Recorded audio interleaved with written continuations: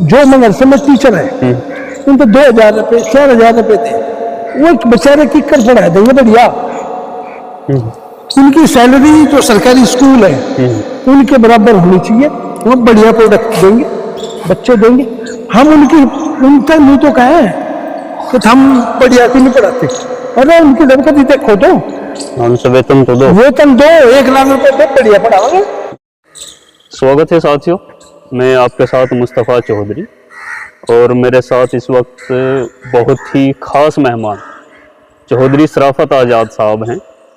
और परिचय तो बहुत लंबा है, लंबा परिचय चौधरी साहब ही देंगे। चौधरी साहब, सबसे पहले तो आपका बहुत बहुत स्वागत है अपना कीमती समय देने के लिए। Thank you. और आपका भी। आप थोड़ा सा अपना परिचय हमारे दर्शकों से। मैंने दिल्ली से मास्टर ज्योग्राफी में, कार्टोग्राफी, मास मीडिया, पीएचडी और 1-2 साल की एलएलबी मैंने की। मैंने एक काम किया ऑक्यूपेशनल हेल्थ एंड सेफ्टी के ऊपर पिछले 27-28 साल, और दूसरा 12-15 साल मैंने भारत सरकार के बजट के ऊपर काम किया, और ये लैंडमार्क काम रहा है जो ऑक्यूपेशनल हेल्थ एंड सेफ्टी का, तो इस पर ज़्यादा काम। तो मूल पे आप गांव भूरा से हैं, कैराना के पास। नाम बोला था। अब रिहाइश आपकी दिल्ली है? दिल्ली में ही। दिल्ली में रहते हैं तो पिछले 35 साल हो गए। 35 साल हो गए मुसलसल। तो गांव से वास्ता कट गया? नहीं, गांव में पूरा वास्ता है, बीमे गांव में थी आया। अच्छा, जमीन जायदाद भाई कुनबा बड़ा सारा है। अच्छा, एक आप गोजरी भाषा पर बड़ा फोकस रखते हैं, ये क्या कारण है? भाषाएं तो और भी हैं। नहीं, हम जो भाषा बोल रहे हैं मेरी गुजरी भाषा है, तो और ये सौभाग्य है गुजरों का कि गुजरात एक देव प्रदेश का नाम है, गुजराती भाषा का नाम है, बाकी जाति विशेष के नाम से ऐसा हुआ नहीं। जो मेरे क्षेत्र में जिसमें लोग खड़ी बोली का मेरी भाषा की बेइज्जती कर रहे हैं, बेसिकली उसका नाम गुजरी भाषा। और हमारे पूर्वज गुजरी भाषा बोलते आए, हम बोलते आ रहे। अगर मेरी औलादी बोलेगी तो हमने उसका संरक्षण तो करना ही पड़ेगा।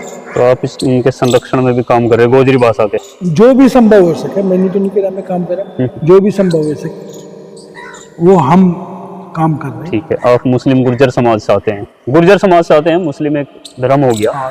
तो अगर देखा जाए मुस्लिम, ऑलमोस्ट मुस्लिम, और हम आज क्योंकि गुर्जरों पर ही बात करेंगे, शिक्षा और मुसलमान गुर्जर, दूसरी तरफ थे हिंदू गुर्जर। हिंदू गुर्जर और मुस्लिम गुर्जर शिक्षा में बड़ा अंतर है, वजह क्या रही? अब जैसे लोग तो बुरा से चले गए, दिल्ली शिफ्ट हो गए और अपने कारोबार किए। नहीं, मेरे और भाई के ताकत है, वो भी अनपढ़ सी रही गए भी। और बेसिकली जो अभी मैं बात कर रहा था कि हमारे यहाँ 4 पद्धति रही है। मठ परंपरा, गुरु शिष्य परंपरा यानी कि गुरुकुल और आश्रम परंपरा। उसके बाद मिडिल ईस्ट से आए हुए जो अरबी लोग थे या फारसी लोग थे या तुर्की थे, वो एक एजुकेशन सिस्टम लेके आए। उसमें मदरसा सिस्टम, मकतब सिस्टम था। उसके बाद लॉर्ड मैकाले के रिकमेंडेशन के बाद मॉडर्न एजुकेशन सिस्टम आया। लेकिन ये जो वर्तमान मदरसे हैं, ये पहले वाले जो मदरसे हैं जो 1100 से लेकर के ब्रिटिश गवर्नमेंट तक रहे, क्योंकि मुगल कालीन और जो भी मुस्लिम 1100 से लेकर के 1100 से ही मान लेंगे, क्योंकि जो कुतुब मीनार के वहाँ एक मदरसा है, मैं नाम भूल गया मदरसे का, वो मदरसा था। और उसमें कुतुब मीनार अगर बना दिया, ताजमहल बना दिया और भी बहुत सारी चीज़ बना दी। लो सिस्टम था उनका, एडमिनिस्ट्रेशन सिस्टम था, तो पूरी पढ़ाई थी। लेकिन जो ये वर्तमान में मदरसे हैं, ये उन मदरसों के जैसे तो है नहीं। यानी कि वो मदरसे सरकार से जुड़े हुए थे, एडमिनिस्ट्रेशन से जुड़े हुए थे। जैसे आज के कॉलेज है, यूनिवर्सिटी है, वैसे ही थे वो। कॉलेज से निकलेगा, स्कूल से निकलेगा, और सरकार में प्रॉपर भाई लॉ की पढ़ाई हो, एडमिनिस्ट्रेशन की पढ़ाई हो, आज भी, और पूरी लिटरेचर की पढ़ाई उनमें भी होती सेम। लेकिन ये जो मदरसे, नाम तो उन्होंने उन्हीं कर दिया, लेकिन उनकी पढ़ाई नहीं करी।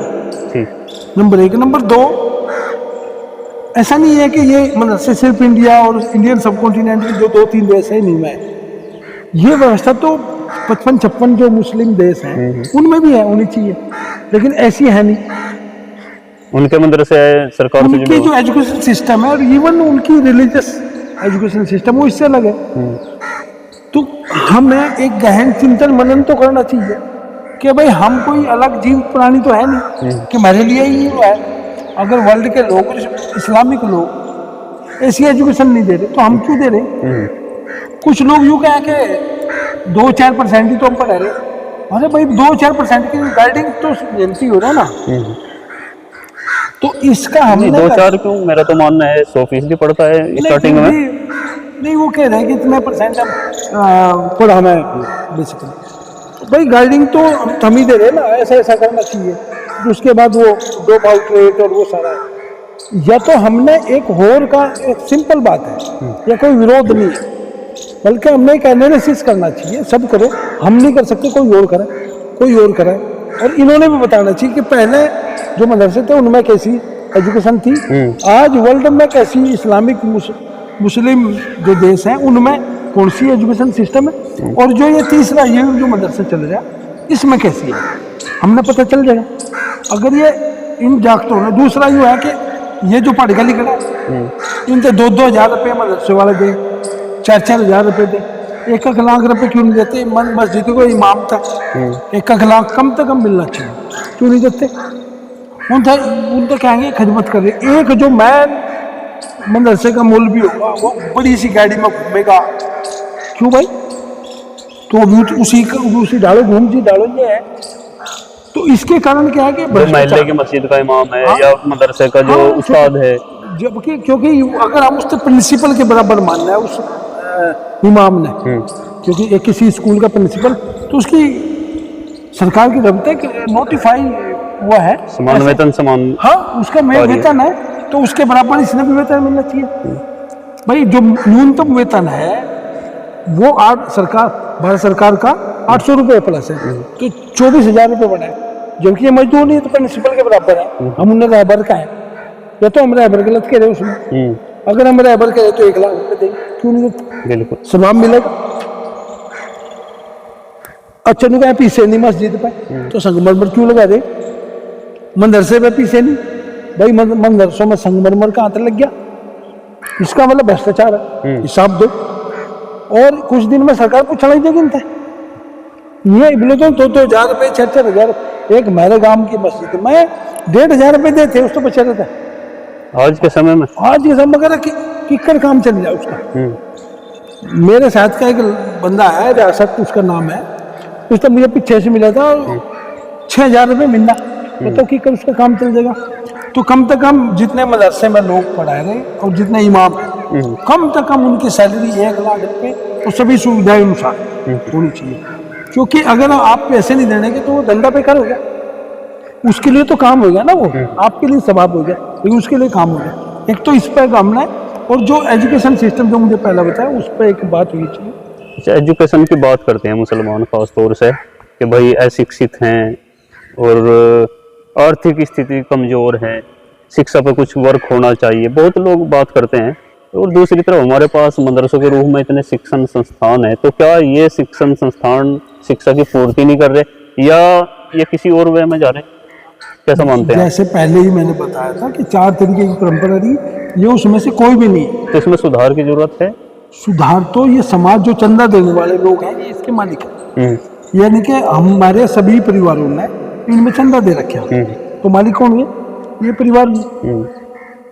कोई या बाहर चले आओ, जनता ने किसी ने भी पैसा दे दिया किसी भी मदरसे में, किसी भी स्कूल में, कहीं भी, किसी भी संस्था में, वो पब्लिक, वो सरकार की जिम्मेदारी में आ जाएगा। कोई भी कंप्लेंट कर देगा कि भाई ये पैसा लेगा पता नहीं क्या कर रहे, जिम्मेदारी होगी। तो इनका ऑडिट करा लो, इनसे पूछे भी क्या कर रहे, आउटकम क्या है, और पहला क्या थी जो हमने वो करा, तो ये सुधर जाएंगे। ये वही जिम्मेदार है, वही उसका गली पीढ़ी चल रही थी। जैसे गढ़ी का दौलतों का मदरसा है, क्या उसमें और जो मास्टर टीचर है वो काबिल नहीं है? पहले मौलवी कालिम चौधरी मौलवी कामिल थे, उनके लड़के हुए चौधरी आकिल साहब, क्या और कोई काबिल आदमी नहीं उनमें है? तो उसको चुनाव की भी तो एक प्रक्रिया होनी चाहिए। इनको वंशवाद नहीं चलना चाहिए। मैं नूनी के जाके वो गलत आदमी, उस अच्छे आदमी है चौधरी मौलाना आकिल साहब, अच्छे व्यक्ति है। लेकिन सभी मदरसों पे लागू नहीं होती बात। अगर ये है जैसे मदनी साहब है, वो एक ही उसका बेटा बनेगा, उसका बेटा बनेगा, क्यों बनेगा? और क्यों नहीं बनते? जो एक लोकतांत्रिक परंपरा है इनके वहाँ, वो चलनी चाहिए। वंशवाद क्यों चल गया है? तो इसके उनका तो वंशवाद चल रहा है, जनता भी तो खुश है ना। नहीं, जनता की तो यही तो बात, हम भी तो जनता ही है, हम कौन सा कोई हो रहा है? हम कह रहे हैं ना कि भाई लोकतांत्रिक तरीके से जो काबिल है उनमें वो उछला के बढ़ाओ। तो इसलिए ये स्तर होनी चाहिए, इनका ऑडिट होना चाहिए। और ऑडिट नॉट ओनली पैसे का, एजुकेशन का भी होना चाहिए, अकाउंटेबिलिटी फिक्स होनी चाहिए। और जितने भी टीचर हैं, जितनी उस मैन आकिल साहब की सैलरी है, खर्चा है उसमें, वहाँ के गड़ी दौलत के सभी मदरसों में के जितने भी टीचर हैं और जितने भी इमाम हैं, सब तो 1 लाख रुपये। अगर चौधरी मौलाना आकिल साहब 1 लाख रुपए का अप्रोक्सीमेट और एक बड़ी सी गाड़ी में घूमे, तो उनसे भी मिलना चाहिए। जिस दिन जो ठीक हो जाएगा, अपने आप ठीक हो जाएगी सब। तो शिक्षा में भी कुछ सुधार निकाले, जो शिक्षा पद्धति अभी लागू है, मदरसों में लागू होनी चाहिए। नहीं, जो मदरसे में टीचर है उन तो 2000 रुपये 4000 रुपये थे, वो एक बेचारे किक कर पढ़ा देंगे बढ़िया। उनकी सैलरी जो सरकारी स्कूल है उनके बराबर होनी चाहिए, वो बढ़िया प्रोडक्ट देंगे, बच्चे देंगे। हम उन तक नहीं तो कहें कि हम बढ़िया क्यों नहीं पढ़ाते? अरे उनकी दबकती देखो तो, उनसे वेतन तो दो, 1 लाख रुपए दो, बढ़िया पढ़ाओगे या काबिल लोग आवेंगे। मैं सब मदरसों को बढ़िया लिख रहे हैं, उस पर क्यों नहीं बात कर रहे? उन टीचरों की सैलरी कम से कम 1 लाख रुपए होनी चाहिए, क्योंकि वो सरकारी स्कूल के बराबर के टीचर हैं। कहाँ से? अगर हम संगमरमर लगा सकें, एक मैं आपसे पूछ रहा, आपके पास खाने के दाने नहीं है, आप अपने घर में संगमरमर लगाओगे? खाने का इंतजाम करूंगा पहले खाने को करोगे।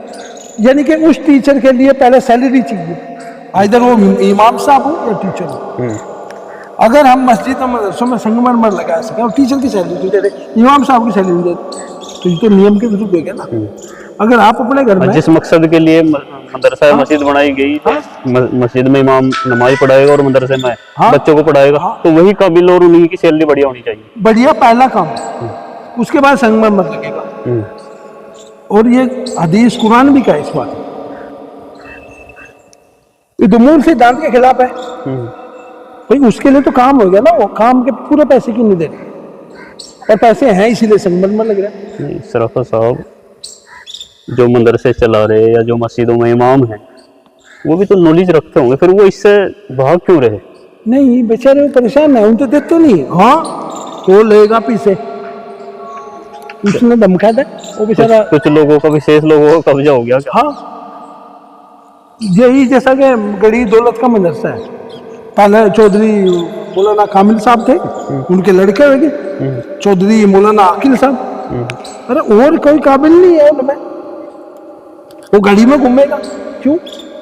जिम्मेदार है, उसमें कितना खर्चा हो रहा है? बाकी चीज होते 5000 8000 10000, जितने यू मैन आदमी ले रहा उतने ही मिले उससे भी। कोई दिक्कत है? नहीं, कोई दिक्कत नहीं। आपने भी नहीं, मुझे भी नहीं है? तो किसमें है? इस पर एक चिंतन मनन होगा, अपने आप ये सब सुधर। ठीक, बहुत बहुत शुक्रिया नितेश राफत आजाद साहब, जिन्होंने अपनी राय बेबाकी से रखी। वीडियो कैसी लगी आप कमेंट बॉक्स में जरूर बताएं, चैनल को सब्सक्राइब करें। धन्यवाद।